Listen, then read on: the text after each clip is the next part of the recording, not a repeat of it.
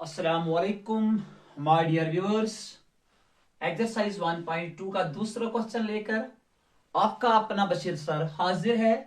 Question इस तरह है, find the LCM and HCF and verify LCM into HCF is equal product of two numbers.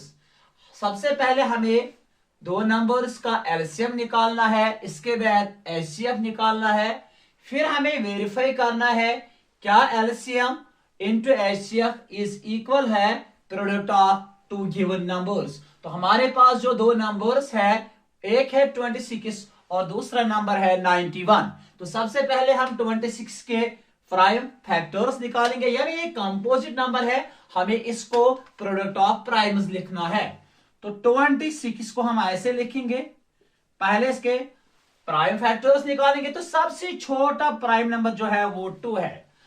2 1 2 2 3 6, यहां पर 13 आया। डियर स्टूडेंट्स, हमें मालूम होना चाहिए 13 जो है ये खुद एक प्राइम नंबर है, तो इसका मतलब है 13 1 is 13। अब हम निकालेंगे 91 के प्राइम फैक्टर्स।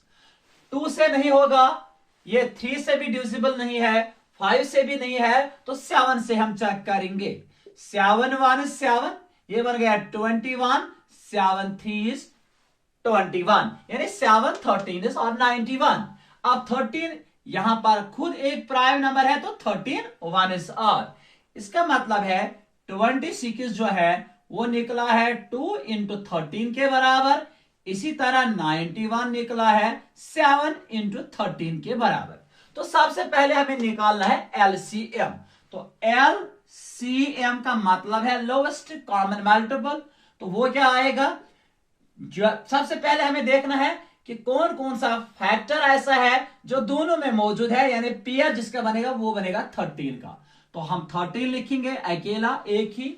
अब बचा यहां पर 2 और नीचे आया है 7। इन तीनों को हमें आपस में मल्टीपल करना है, तो हमें हमारे पास आएगा एलसीएम। तो अब हम क्या करेंगे, 13 को ऐसे ही लिखेंगे इंटू 2 7 हो गया 14। अब 14 से 13 को हम मल्टीपल करेंगे, 14 3 आर 42, कैरी आ गए हमारे पास 4, 14 1 आर 14, और ये जो कैरी थे 4, इनको 14 के साथ हम मिलाएंगे तो वो बन गया 182। ये 182 क्या निकला हमारा एलसीएम।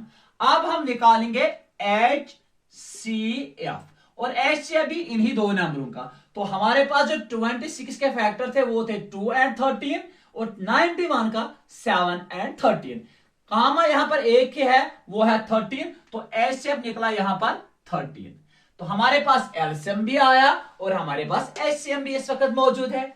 हमें क्या करना है, अब हमें वेरीफाई करना है।